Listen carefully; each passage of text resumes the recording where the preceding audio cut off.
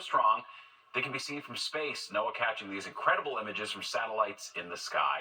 Now we're hoping the weather, of course, will finally cooperate. That's right. Liv Johnson in for Nick tonight. Liv, is there any rain in sight? The models are still kind of out on this for early next week or even mid next week. But we have this drought monitor app graphic that updates every single Thursday. And we've been waiting to see what happens with New Jersey.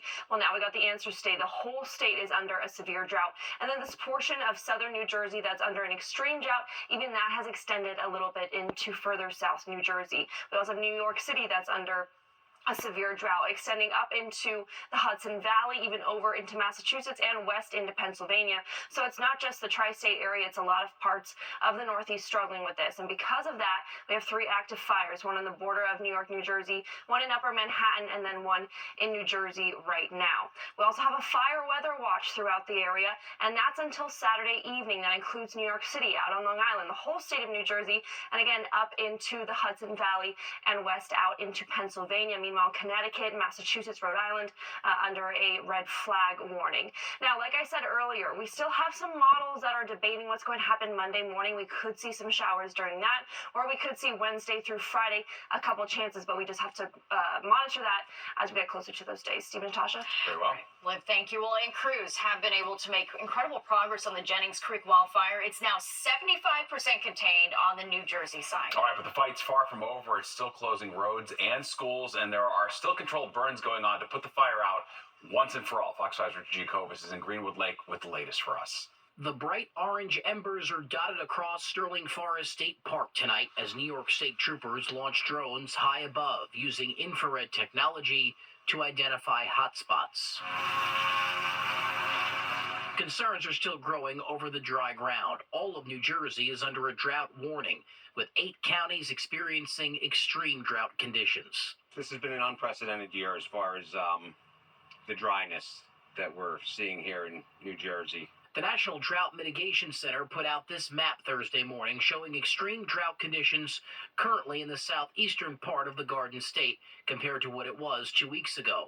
But with no sign of any significant rain in sight, officials are still asking the public to conserve water. Meanwhile, all of Orange County is under a state of emergency as fire crews conduct controlled burns and remove debris from around the Jennings Creek fire line, creating thick smoke to move closer to towns and villages. What we're using is the fire personnel actually fire off those lines to increase the black. It gets rid of the burnable material, the leaves and duff layers and stuff like that between areas that we want to keep it out of. Much of Thursday was spent back-burning, a controlled approach to help fend off the flames and eventually put out this fire for good. We've been able to come together, and I think hopefully we'll be putting this thing to bed rather soon. There are a few hot spots left, but it's still burning tonight inside Sterling Forest State Park. Firefighters will be there for the rest of this evening and into tomorrow, day 6, fighting off this stubborn wildfire and trying to contain more of it. As for the Greenwood Lake School District, no classes in session tomorrow, and officials say they will assess over the weekend whether to reopen schools on Monday. It all depends on the smoke. We're in Greenwood Lake. Richard Jacobus, Fox 5 News. Several people are displaced tonight after a fire damaged an apartment building in Lindenwood, Queens. Skyfox was over the scene on 101st Avenue as flames shot through the roof. The FDNY says the fire broke out on a 5th-floor apartment, quickly spread to the 6th floor and roof. It took firefighters about 2 hours to get it under control. Thankfully, no one was hurt. Well, day 7 of the Daniel Penny manslaughter trial saw a former Marine Corps combat instructor take the stand. Joseph Caballer trained Penny when he was in the Marines and testified that Penny appeared to use a non-lethal chokehold, but he also said that if held too long, it could kill someone. Penny's accused of putting Jordan Neely in a deadly chokehold on the subway last year. He's pleaded not guilty. The NYPD looking for several suspects they say have been stealing from delivery trucks in Manhattan. There have been 8 separate incidents dating back to April. The most recent was earlier this month. In all, police say the thieves targeted FedEx or UPS trucks. More than 100 packages were stolen from one truck, nearly $30,000 in Gucci items from another. Police are searching for one woman and 3 men in connection with the thefts. President-elect Donald Trump unveiling more cabinet picks, including RFK Jr. for Health Secretary, as questions swirl about the confirmation process that awaits his picks. And finally, some good news for people living in a local apartment complex who've been without gas for months. reason. Position which requires Senate approval oversees drug, vaccine, and food safety, medical research, and Medicare and Medicaid. RFK Jr.'s skeptical views about vaccines and his lack of a medical degree has sparked concerns. RFK Jr. has spread information, or should I say misinformation, about our well-proven scientifically safe things. So, for example, vaccines, there's a lot of misinformation that he's spread in the past that have actually caused adverse problems on individuals, especially children. RFK Jr. just one of a number of recent cabinet nominees generating controversy. Republican House Speaker Mike Johnson fending off questions about Trump's pick for Attorney General Matt Gaetz. Do you think that somebody who has been investigated by the DOJ for sex trafficking of a minor should be in charge of the DOJ? It's not my decision, it's the president's decision. A House ethics investigation had been looking into allegations against Gaetz involving sex trafficking. Gaetz resigned from Congress Wednesday, ending that probe. Now some lawmakers want to see the committee's findings. We cannot allow this valuable information from a bipartisan investigation to be hidden from the American people. Well, Trump's remarks coming after a week where the president-elect has been assembling his cabinet. He's tapped the legs of Senator Marco Rubio, Vivek Ramaswamy, and SpaceX and Tesla CEO Elon Musk to hold key positions. Steve? All right, thanks, Sharon. The Onion won the bidding for Alex Jones' InfoWars at a bankruptcy auction today. The satirical news publication acquired the conspiracy theory platform's assets, including its website, social media accounts, and video archive for an undisclosed amount. That sale was ordered after relatives of the Sandy Hook Elementary School shooting victim sued Jones and his company for calling the massacre a hoax. They were awarded more than $1 billion. The Onion plans to relaunch InfoWars next year as a parody of itself. 30 alleged gang members arrested tonight in Washington Heights and Inwood. Manhattan DA Alvin Bragg says the suspects belong to 3 different gangs who've been having a turf war for the last 6 years. The violence resulting in 18 shootings that killed 7 people, including 4 innocent bystanders. Bragg also says many of the suspects were responsible for trafficking guns into the city. In total, these groups allegedly are responsible for about 50% of the shootings in Inwoods and Washington Heights, 50% of the shootings in the 3-3 and 3-4 precincts this year.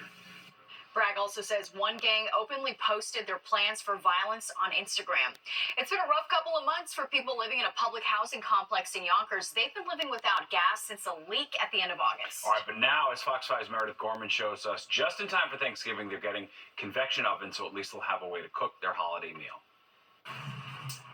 Fox 5 was here back in August when residents of the Palisade Towers housing complex in Yonkers said they needed help after a major gas leak revealed cracks in the pipes of the underlying gas line, leaving Con Ed no choice but to shut off gas to all 8 buildings of the housing complex. Right now, we're just working all together with the City of Yonkers, legislators, Con Edison, everyone is working together to try to make it happen as soon as possible. It's now November, and people living here have not been able to use their gas stove for months, many of which have families with children. Now they're finally getting some good news as the Palisade Towers management is trying to implement some temporary solutions. We've set up temporary boilers, we've given out food pantries, we've given out hot plates, we've ordered microwaves, convection ovens. The need for electric convection ovens in particular was brought up at the last tenant council meeting. The ovens finally getting delivered this week to the complex's over 900 residents in 415 apartment units, just in time for Thanksgiving. My whole family is gonna come here. We do everything here. So we could do the rice here, we could do the paneer here, the turkey, we could do everything there. Now, I talked to a handful of residents off camera today, and many of them told me it's been a tough road since August when the gas was first shut off. But they are grateful that one of these big issues is being alleviated just in time for the holidays. Now, they told me that they were given the option of getting meals delivered for Thanksgiving, but families opted to be able to cook a home-cooked meal, hence receiving convection ovens. Reporting from Yonkers, I'm Meredith Gorman, Fox 5 News. Some sad news to report. The disability community has lost one of its leading advocates, Ed Matthews. The 77-year-old was the CEO of Adapt Community Network, which was formerly known as United Cerebral Palsy of New York City. Matthews served as CEO for 35 years. He was a powerful champion for people with disabilities and had a positive impact on thousands of children and families. I, along with my colleague Teresa Priolo, have partnered with the Adapt community over the years to support their good work and saw Ed's dedication firsthand. He will be greatly missed by so many. Wow, a lot of good work he's He done. certainly did a lifetime worth. Well, straight ahead tonight. A big auto parts store getting ready to close hundreds of locations. Is it a bigger sign of a shift away from making your own car repairs? And it was an insurance claim too much to bear. Now 3 men are in trouble with the law, accused of playing dress up with a side of fraud.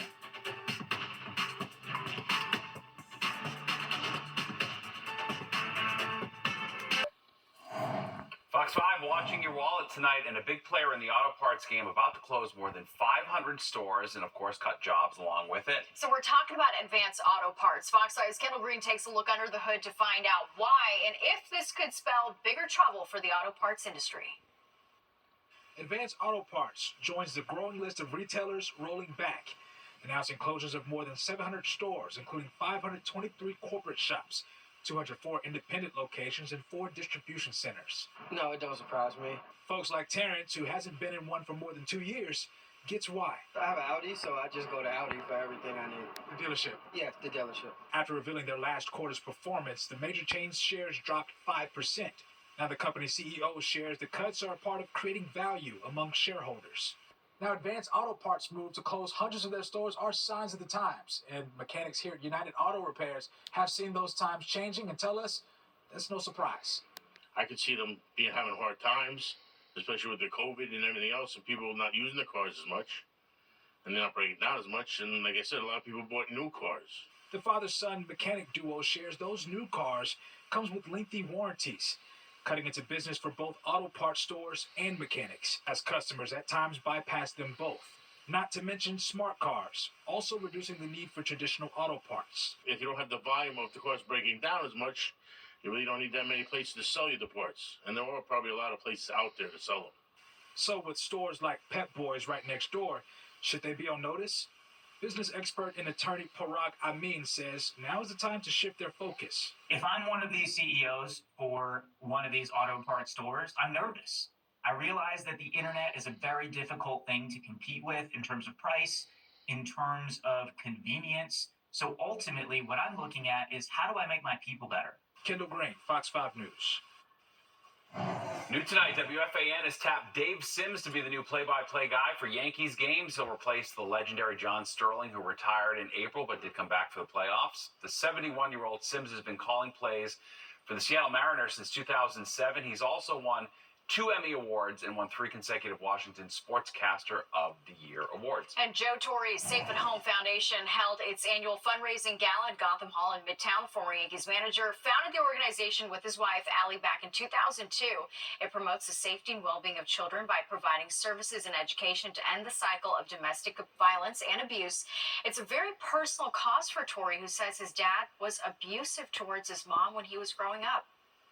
I just felt it very important to, talk about domestic violence and give these kids a place to go that I didn't have when I was going through what I was going through.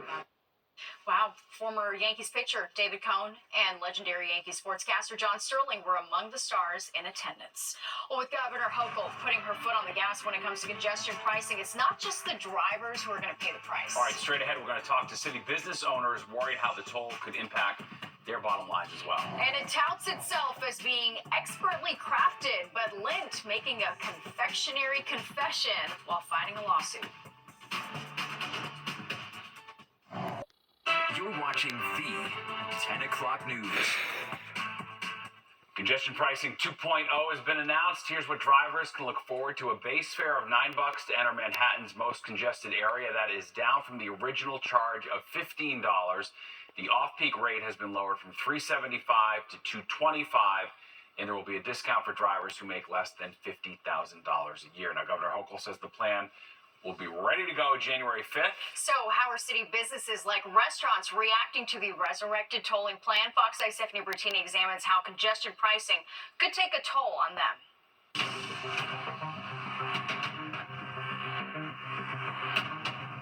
In Hell's Kitchen, inside the Deli Grill, there's concern about what congestion pricing will do to business. It's going to hurt a lot of people, a lot of businesses, and I'm going to be one of them. Assar Al-Qatani is the owner. He says one of his main concerns is the extra fee distributors may charge. Everything. Groceries, drinks, candies, if they do that, that means it's going to raise all prices. Inside this Southern Thai place, also in Hell's Kitchen, plans to protect the prices on the menu are in place. We have to deal with it, right? But it may be tough, this owner admits. My supplier, most of them, they drive along from Queens to here. They're going to increase the food price and the food supply with our restaurant for sure.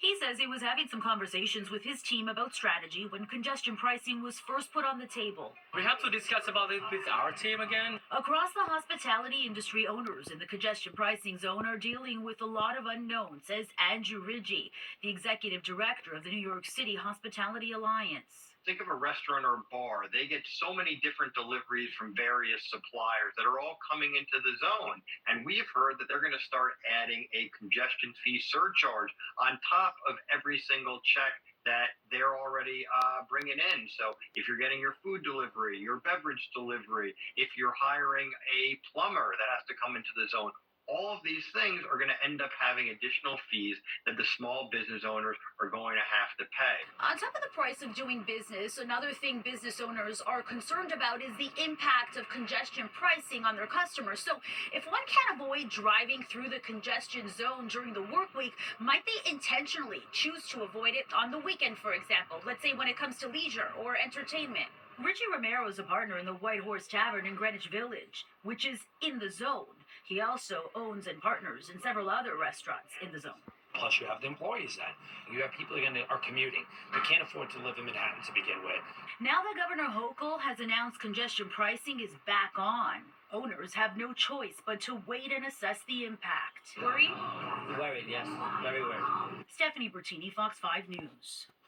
And for the latest updates on congestion pricing and the next steps, download our free Fox Local app. Just scan the QR code on your screen to stream our newscasts anytime. A statewide effort is underway in New Jersey to crack down on home invasions and burglaries. 2 new laws went into effect last month, mandating stiffer penalties for both crimes. They also allow for more coordination between police agencies to track burglary trends. Law enforcement officials say they got great results with similar crackdown on gun violence. They're hoping this effort can duplicate that success.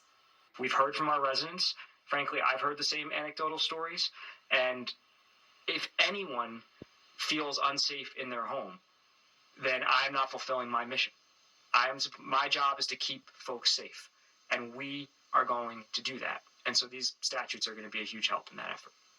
The new laws come on the heels of the death of Monica Mosley, a Cumberland County detective shot and killed in a home invasion last month. A bear ransacking a Rolls Royce in California. Take a look closely. The bear is actually a man in a bear costume. Officials say a group of neighbors submitted fake insurance claims that their vehicles were damaged by a bear. The alleged fraud led to a loss of more than $140,000 by insurance companies. Detectives found the bear costume, which we're looking at right here, during a search of the suspect's home. The suspects were arrested and are now facing insurance fraud and conspiracy charges. Can't make this stuff No, up. You really can't. That one will stick with me for a minute. Well, a high-end chocolate maker has a lot of explaining to do tonight after a confection confession. Lawyers for Lindt admitting its chocolate isn't actually expertly crafted with the finest ingredients as its slogan claims. Fox 5 Jessica Formoso has more. The Swiss chocolate company Lindt admitting its chocolate isn't actually expertly crafted with the finest ingredients as it prides itself to be. I don't believe it. I would be shocked. The confession was made in an attempt by the luxury chocolate brand to get around a class action lawsuit filed after a consumer group study claimed to find Lindt's dark chocolate bars contained high levels of lead. Lindt's lawyers told the Eastern District of New York Court their marketing slogans of excellence and expertly crafted are puffery. In other words, exaggerated praise. They're not conceding Lynn Chocolate that there's a lead content. They're saying it's up to safety standards. But yeah, they kind of got hoisted on their own petard, didn't they? David Katz is a former assistant U.S. attorney. He is not involved in this case. The plaintiffs are going to say, and the case is in federal court, they're going to say that no, there's more lead than there ought to be, and it wasn't disclosed to people. The class action lawsuit argues consumers spent more money on Lind's chocolate specifically to get a gourmet, high-quality product. It strikes at credibility because they're now saying that what they have been saying was not true. It strikes at their quality because they're saying that their quality statement was not true. So what do they have left? We reached out to Lindt, but we have not heard back. According to brand expert Mark DeMassimo, this is a unique crisis. I've seen a lot of brands in crisis, but this is a crisis that cuts directly to what the brand has claimed to be about. I cannot think of an example of a similar level crisis from a brand standpoint. DeMassimo says Lindt Chocolate can come back from this. However, the company will have to be clear, open, and transparent in order to gain the consumer's trust again. On the Upper East Side, I'm Jessica Formoso, Fox 5 News. Well, it's one of the fastest ways of communicating, just shooting a text to someone. Yeah, it turns out, though, not even your best friend's happy to receive a text from you when it includes these certain little abbreviations we will get into in depth next, plus this. Turkey on pizza just in time for Thanksgiving. I'm going to give it a try and don't be too quick to judge. I'm Jody Goldberg in Deer Park. We have that story coming up. We're exactly 2 weeks away from Thanksgiving, and if you're already craving turkey with all the trimmings, we've got your fix. Fox 5 Jody Goldberg is on Long Island, where you can get the whole meal in a slice of pizza. Some people say it should be pizza, not pie, but you know what? It's a pie. It's a Thanksgiving pizza pie. Look at this, guys. There you have it. And Pino's Pizza of Deer Park has sold hundreds, even before the holiday. We had a few extra turkeys, and everyone knows leftovers are better. With those leftovers came the idea of the gobbly goodness. Don't knock it until you try it. The creative creation, comprised of cheese, cornbread stuffing, and cranberry sauce, sits on a grandma crust to hold the weight of all of the fixins. What goes on top? Exactly what you eat on Thanksgiving, and just about everything you wouldn't expect to see on a slice of pizza. We started with a base of mozzarella cheese, and then we put a base of roasted turkey gravy on the bottom, then our sausage and apple stuffing, our turkey, a little bit of mozzarella on top just to tie everything together, and we finish it with dollops of our cranberry sauce. Making Thanksgiving pizza. And now, with over 5 million views on social media and a growing demand for the delicacy, Pino's came up with a Thanksgiving calzone. Turkey right in the middle. It's our homemade cornbread, apple, and sausage stuffing. And yes, they've got something special already in the works for Christmas. A lot of people were against it, but the more people tried it, the more it stuck. Pino's Pizza, how may I help you? I mean, we can barely keep up with the amount of orders that we have. Yes, I do have the Thanksgiving pizza pie. All right, here's the deal. I'm going to be honest. I already had a bite off camera. It couldn't have been better. I was reluctant. I didn't know what to expect. I don't like cranberry sauce. I don't even like stuffing. But this, it was delicious. Gotta try it. In Deer Park, Long Island, Jody Goldberg, Fox 5 News. When you hear pizza, Yes. you think it's going to have pizza sauce, but they didn't put that there. It's just like a bunch of Thanksgiving leftovers. It's like a on great your plate. sandwich on that nice On a pizza slice. dough. I like it. I can see why it's taken off. I'm a big fan. All right. Yes. We're all guilty of this, sending a quick text message that's convenient, even though a lot of people... Yeah, but abbreviations can sometimes get you in trouble. Mhm. You know, you got to do that properly. And Paul Stanley showing some talent outside of his music.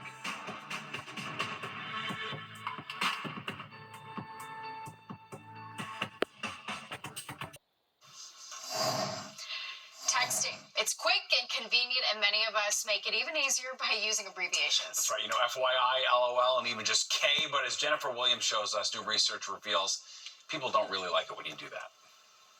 There's a time when keeping it short and sweet can be seen as rude, depending on how your abbreviated text messages are read. We know even something as seemingly simple as whether you use an exclamation point or a period in a text or an email can convey something entirely different. So I think it's really vital that you know your audience. According to a study published in the Journal of Experimental Psychology, 99.3% of texters use abbreviations to save time, such as using LMK for let me know. But researchers found doing so triggers a negative reaction. I think it's rude if you're using a bunch of abbreviations altogether. Maybe like use a few at a time, because not everybody is familiar with every single type of abbreviation. So I think keep it to a minimum. I think people just use them because they're typing quickly. It's like a secret language, and like you got to figure it out. You know what I'm saying? There's clues in life, and you just got to figure out what's going on here. It depends on who it's coming from. I would expect that from children. But from adults, I would expect, just regular words, not abbreviated text, because it just seems like it's rushed, it's just, but from kids, they're rushing, they want immediate satisfaction, immediate answers, so I would expect that from them, from kids. Interestingly enough, the study found that the annoyance with abbreviations was present across all age groups. It's really important to show that you care in a message, to recognize that even though it might take less time for you to write the message, it might take a lot more time for someone to understand what abbreviation you're using and what it means. So getting back to basics can be more authentic.